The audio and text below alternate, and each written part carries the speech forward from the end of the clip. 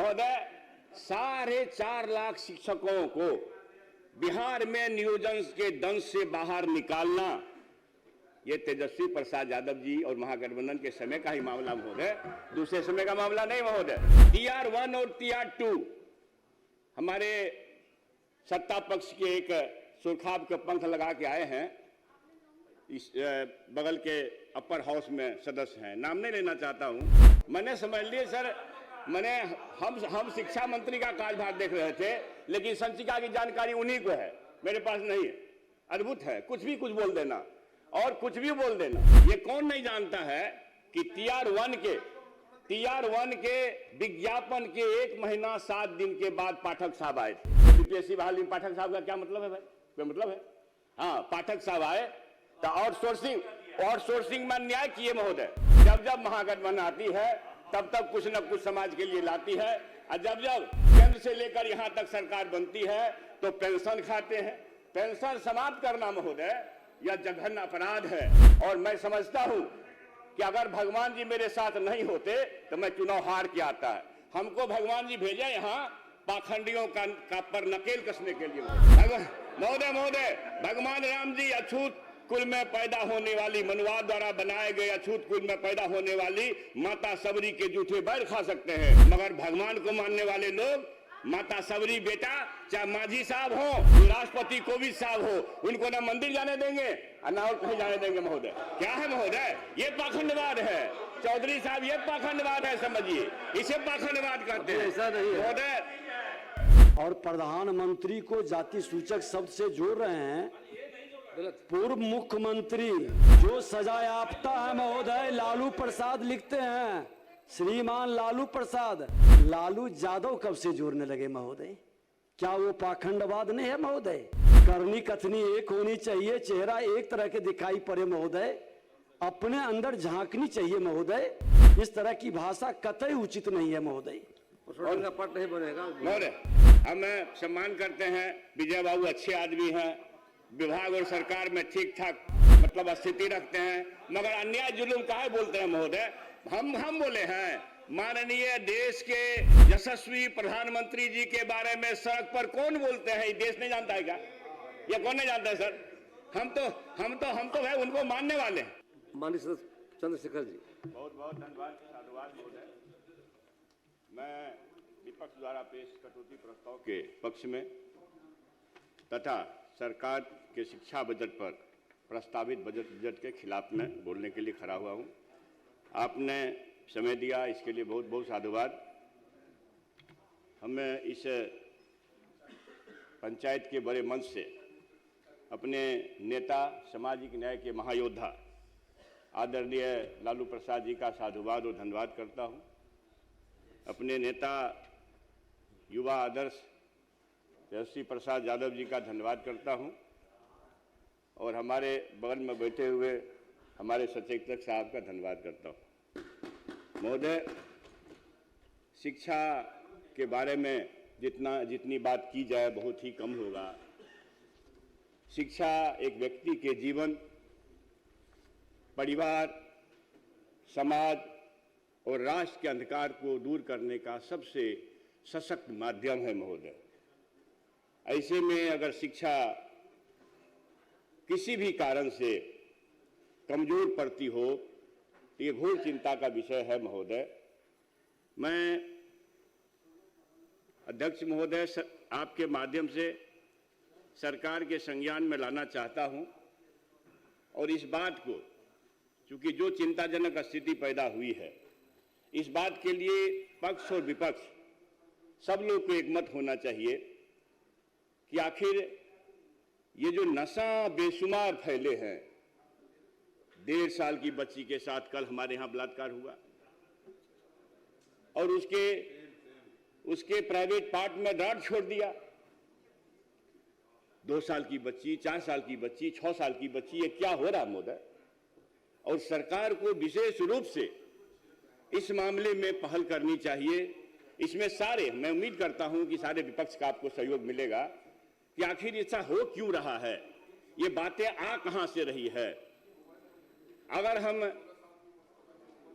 आर्थिक सर्वेक्षण का जो प्रतिवेदन है बस 25-26 का, इसको देखेंगे महोदय तो तालिका संख्या 12-14 पेज संख्या 425 स्पष्ट है कि नामांकन प्राथमिक स्तर पर कमजोर हुए हैं।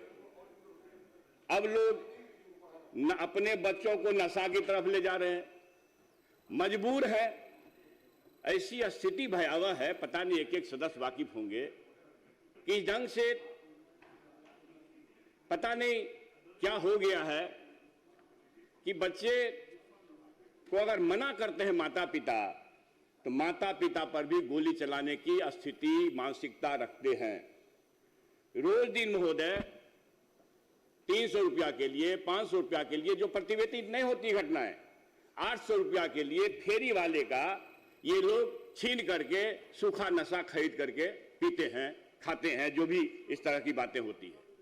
तो ये महोदय अगर इसको हम आपके सामने है, मैं पटल पर रख दूंगा कि 23-24 के अपेक्षा 24-25 में 7,49,000 बच्चे कम नामांकित हुए प्राथमिक स्तर पर। कहाँ जाएंगे? नशा में लोग जा रहे हैं तो होगा क्या? उससे संयुक्त रूप से अनुसूचित जाति के 1,63,000 बच्चे स्कूल नहीं जा सके, अनुसूचित जनजाति के तो 17,000 हैं, और लड़कियों में 5,37,000। तो इस तरह से मैं महोदय, और वही स्थिति है माध्यमिक शिक्षा का।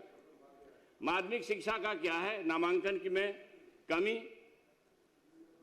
लड़कों में तो कम है, 32,000 है, लेकिन अनुसूचित जाति में 1,69,000 है। उसी ढंग से उच्च प्राथमिक में अनुसूचित जाति में 1.55% है, जबकि आंकड़ों की कलाबाजी होती महोदय। सबको पता है, सरकार कुछ कलाबाजी दिखाती है, करती है, आंकड़ों को मिलाती है, सब काम करती है। उसी ढंग से महोदय प्रारंभिक सभी तरह के प्रारंभिक विद्यालयों में महोदय स्थिति और भयावह है। लड़कों में संयुक्त रूप से 7,81,000 बच्चे नामांकन कम लिए 23-24 की अपेक्षा। अनुसूचित जाति के 3,32,000, अनुसूचित जनजाति के 18,000, लड़कियों में संयुक्त रूप से 4,55,000। इस तरह से महोदय ये नामांकन में कमी दर्ज की गई है महोदय।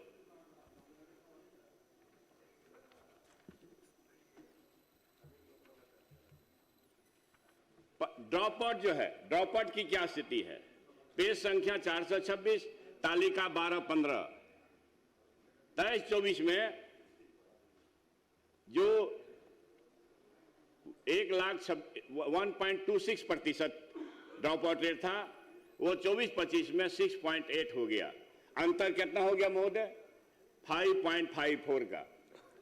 लड़कों में 1.23% था 23-24 में, वह 24-25 में 7% हो गया।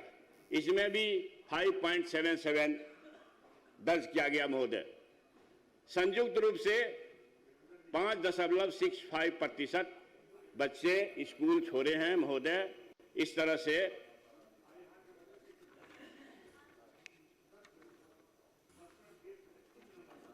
शिक्षा पर हमारी सरकार खर्च कितना करती है? शिक्षा पर हमारी सरकार महोदय कुल जीडीपी का महाराष्ट्र खर्च करती है 1.65%,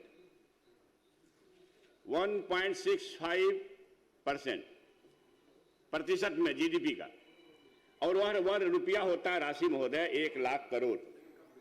जनसंख्या कितनी महोदय? लगभग 11 करोड़।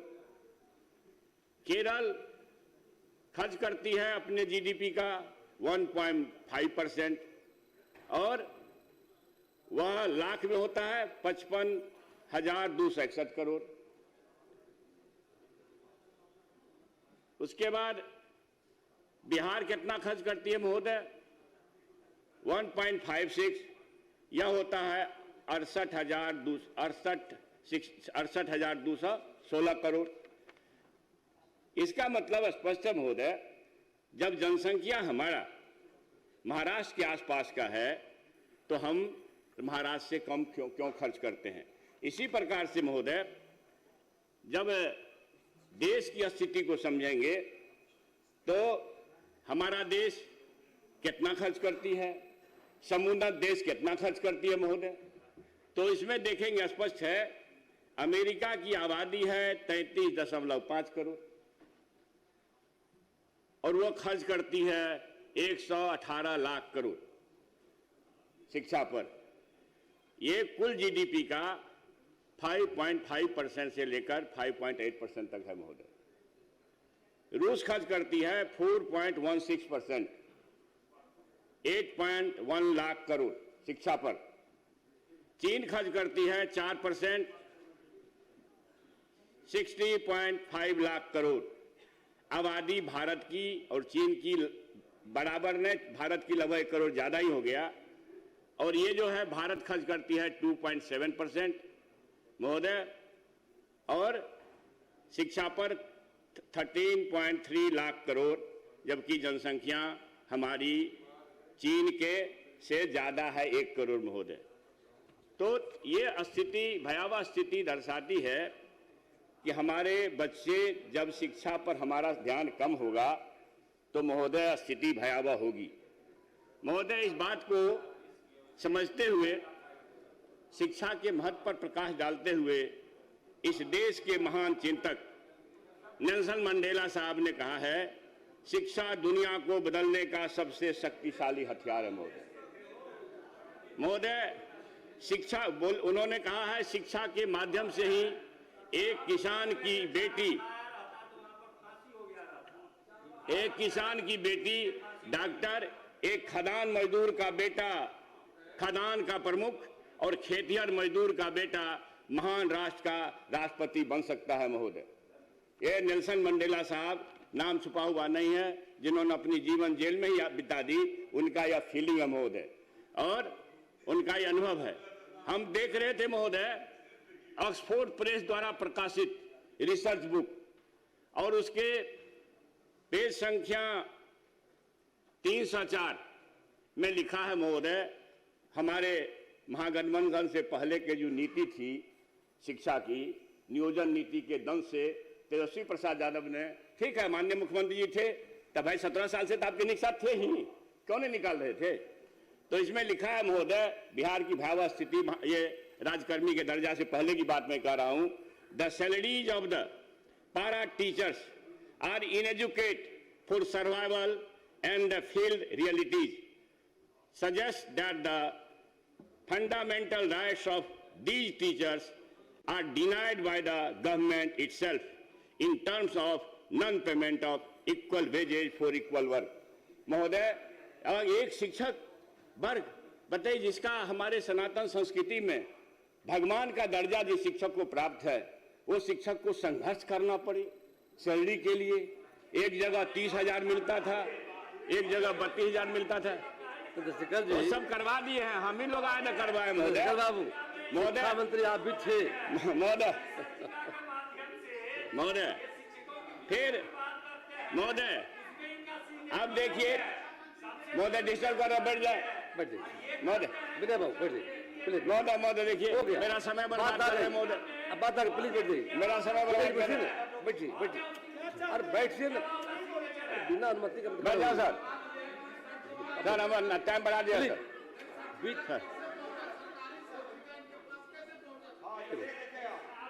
महोदय, 4.5 लाख शिक्षकों को बिहार में नियोजन के दंश से बाहर निकालना, ये तेजस्वी प्रसाद यादव जी और महागठबंधन के समय का ही मामला महोदय, दूसरे समय का मामला नहीं महोदय। और TR1 और TR2 हमारे सत्ता पक्ष के एक सुरखाब के पंख लगा के आए हैं, इस बगल के अपर हाउस में सदस्य हैं, नाम नहीं लेना चाहता हूं। अब अद्भुत है, मैंने समझ लिए सर, मैंने हम शिक्षा मंत्री का कार्यभार देख रहे थे, लेकिन संचिका की जानकारी उन्हीं को है, मेरे पास नहीं है। अद्भुत है, कुछ बोल देना और कुछ भी बोल देना। ये कौन नहीं जानता है कि TR1 के विज्ञापन के 1 महीना 7 दिन के बाद पाठक साहब आए थे। तो बीपीएससी बहाली में पाठक साहब का क्या मतलब है भाई? क्या मतलब है? हाँ, पाठक साहब आए तो आउटसोर्सिंग में अन्याय किए महोदय। पाठक साहब आए तो आउटसोर्सिंग में वो अन्याय किए लाखों बहाली में कि पिछड़ों, दलितों का, सबका, आदिवासियों का सबका हिस्सा काट दिए। और ये पत्र है महोदय, ये पत्र है राज्य सरकार का, कैबिनेट का डिसीजन है कि आउटसोर्सिंग के बहालियों में आरक्षण का लाभ मिलेगा। पत्रांक 14,556 दिनांक 17/11/17। मगर कहीं बहाली हुई, इसकी कौन समीक्षा करेगा? मैं आपके माध्यम से सरकार से चाहता हूं कि कम से कम जो बहालियां हुई है उसकी समीक्षा कराइए। और मंत्री जी तो खैर दलित वर्ग को रिप्रेजेंट करते हैं, हम आशा करेंगे कि भाई कम से कम आरक्षण की समीक्षा करिए कि आपका आउटसोर्सिंग में के % आरक्षित वर्ग के लोग आ सके, नहीं आ सके। महोदय, मतलब भयावह स्थिति है। और TR1 TR2 में 2,90,000 लोगों की वैकेंसी और 2,25,000 लोगों का रिजल्ट, 2,17,000 को कंपटीशन के माध्यम से शिक्षा के लिए समाज को परोसी गई। महोदय, शिक्षक बहाल हुए। क्या इसको उपलब्धि नहीं कहेंगे तेजस्वी प्रसाद यादव का, आदरणीय लालू प्रसाद जी का? 2015 में जो हमारी सरकार बनी थी महोदय, 2015 में सरकार बनी थी तो उस समय भी वही स्थिति थी कि शिक्षक के सर्विस कंडीशन को आगे बढ़ाया गया। मेरा मतलब महोदय इस बात का है कि निश्चित तौर पर महोदय ये माना जाएगा कि जब महागठबंधन आती है तब कुछ न कुछ समाज के लिए लाती है। और जब केंद्र से लेकर यहां तक सरकार बनती है तो पेंशन खाते हैं। पेंशन समाप्त करना महोदय यह जघन्य अपराध है। समझिए, कौन बेटा बेटी अपने माता पिता का किस कदर ख्याल करता है? और साहब आप क्या करते हैं? ये तो हत्या के जुर्म, ये महोदय बीच में अनावश्यक खड़ा न होए विनय बाबू, कोई सही बात गलत चीज है, जाकर के बीच में नहीं बोला, नहीं गलत। संपूर्ण बिहार की आवाम जानती है महोदय, संपूर्ण बिहार की आवाम जानती है महोदय।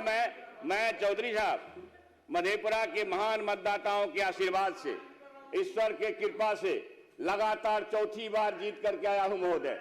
और मैं समझता हूं कि अगर भगवान जी मेरे साथ नहीं होते तो मैं चुनाव हार के आता है।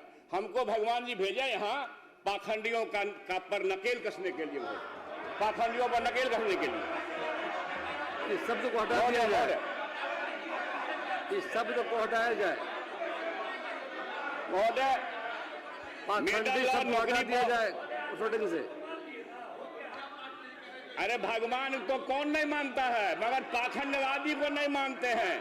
पाखंडवाद इस हिंदू व्यवस्था को, सनातन व्यवस्था को समाप्त करने का सबसे बड़ा औजार है, जरिया है पाखंडवाद।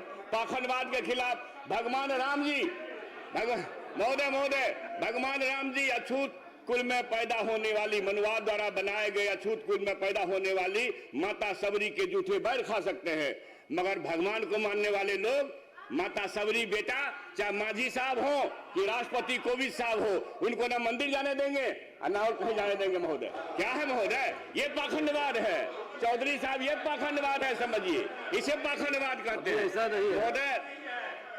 अच्छा, मंदिर जाने पर संपूर्ण बिहार के लोग जानते हैं महोदय कि मेडल लॉ नौकरी पाओ था क्या?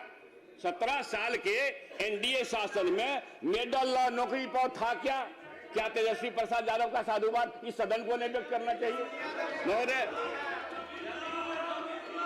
एक ठोस उद्योग नीति, ठोस पर्यटन नीति, सरकारी खर्च पर गरीब मेधावी बच्चों को, 100 बच्चों को बाहर भेजने की नीति, वो महोदय इसी 22 से 24 जनवरी तक के काल में हुआ है महोदय। मैं आप सभी से महोदय, जाति गणना हुआ, 65% आरक्षण की बढ़ोतरी हुई, कहां फंसा हुआ है महोदय? न्यायालय के चक्कर में कमजोर पैरवी करके हमको फंसाते हैं और हमको हिंदू बनाते हैं। भैया आप अभी तो आरक्षण दे दो, हिंदू बनाना चाहते हो तो। आदिवासी, दलित, पिछड़ा हिंदू नहीं है क्या? महोदय अद्भुत है, हमारे काबिल साथी लोग सत्य को दबाने की कोशिश करेंगे। ईडब्ल्यूएस आरक्षण 1 हफ्ता में सब कुछ हो गया महोदय, मगर यूजीसी बिल आया, सुप्रीम कोर्ट के आदेश से आया, सर्वे करा कर आया, 118% महोदय, 118% ज्यादती होती है, 100 नहीं 118%। और यूजीसी बिल के खिलाफ कंस्पिरेसी हो गई। और जो आदर्श थे प्रधानमंत्री जी, माननीय नरेंद्र मोदी जी, माननीय प्रधानमंत्री जी, जिनसे समाज के आदर्श होते थे, वो तेलिया कहने लगे, तेलीवा कहने लगे महोदय। यही पाखंडवाद है। पाखंडवाद कहते किसको है? यही पाखंडवाद है महोदय। मैं जातिगत बात को मत समझ लीजिए महोदय, 5 मिनट में शामिल करेंगे महोदय। महोदय मैं आप सभी से ये कहना चाहता हूं, इस सदन को आपके माध्यम से 17 महोदय, माननीय मंत्री पूर्व शिक्षा मंत्री रहे हैं, विद्वान आदमी हैं, और प्रधानमंत्री को जाति सूचक शब्द से जोड़ रहे हैं। पूर्व मुख्यमंत्री जो सजा याफ्ता है महोदय, लालू प्रसाद लिखते हैं, श्रीमान लालू प्रसाद। लालू यादव कब से जोड़ने लगे महोदय? क्या वो पाखंडवाद नहीं है महोदय? करनी कथनी एक होनी चाहिए, चेहरा एक तरह के दिखाई पड़े महोदय, अपने अंदर झांकनी चाहिए महोदय। इस तरह की भाषा कतई उचित नहीं है महोदय। पट नहीं बनेगा महोदय। हम सम्मान करते हैं, विजय बाबू अच्छे आदमी हैं, विभाग और सरकार में ठीक ठाक मतलब स्थिति रखते हैं, मगर अन्याय जुलूम काहे बोलते हैं महोदय? हम बोले हैं माननीय देश के यशस्वी प्रधानमंत्री जी के बारे में सड़क पर कौन बोलते हैं? ये देश नहीं जानता है क्या? ये कौन नहीं जानता है सर? हम तो भाई उनको मानने वाले हैं महोदय। अब आप देखिए कौन नहीं जानता है आपका समय समाप्त हो कि बिहार महोदय अब बैठ के हमारा समय नहीं बर्बाद कर दिए, बस महोदय 3 मिनट बस। कौन नहीं जानता है महोदय कि निःशक्तों के लिए 400 से 1500 पेंशन हो?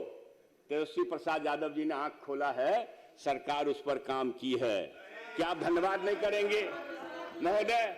उसके बाद बिजली बिल माफी, इसी सदन में माननीय मुख्यमंत्री जी और हमारे भीष्म पितामह कोसी क्षेत्र के विजेंद्र बाबू कहे ना बिजली बिल माफी नहीं हो सकती है, मगर आप बिजली बिल माफ करने के लिए मजबूर हुए कि नहीं महोदय?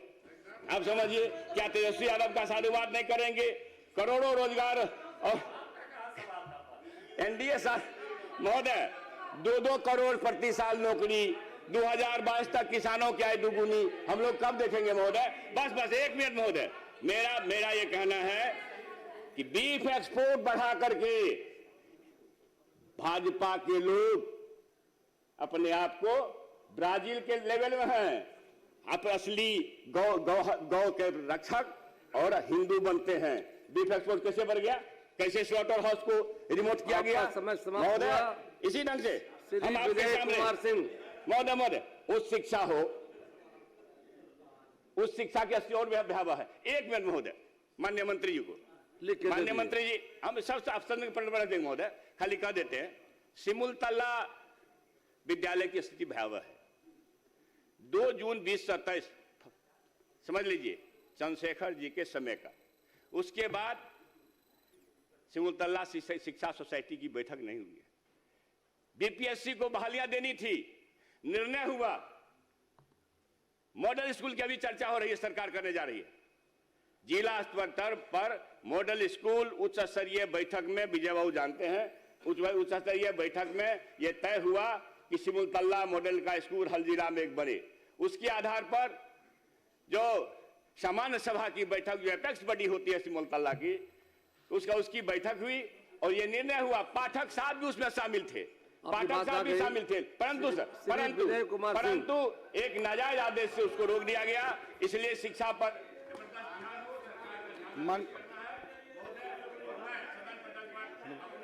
माननीय